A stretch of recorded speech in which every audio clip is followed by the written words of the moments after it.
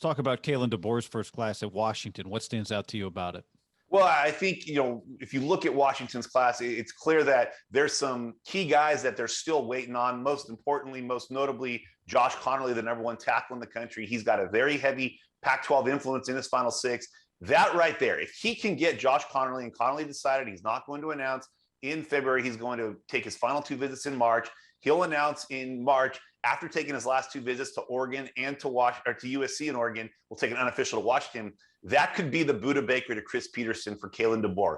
Everything that Kalen DeBoer does in recruiting, yes, losing Vega Ione today to commit to Penn State, a local kid, that hurt. They did flip Tristan Dunn, another local kid, on Tuesday, but this entire class begins and ends with Josh Connerly. If they can get Josh Connerly in a month from now, it won't matter how the rest of this class looks, because that is the Sean Cody to Pete Carroll, the Buda Baker to Chris Peterson. Sorry, not Gary Patterson.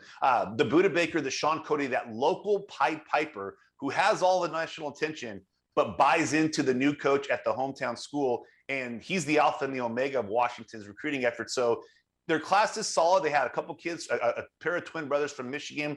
Courtney Morgan, their director of player personnel, obviously was very aware of those two when he was at Michigan. But some of the late news was getting Tristan Dunn to flip from Arizona State, four-star kid, out of Sumner. But again, Connerly is where this class begins and ends. He pulls him in, they'll be celebrating for days, months, years even in Seattle.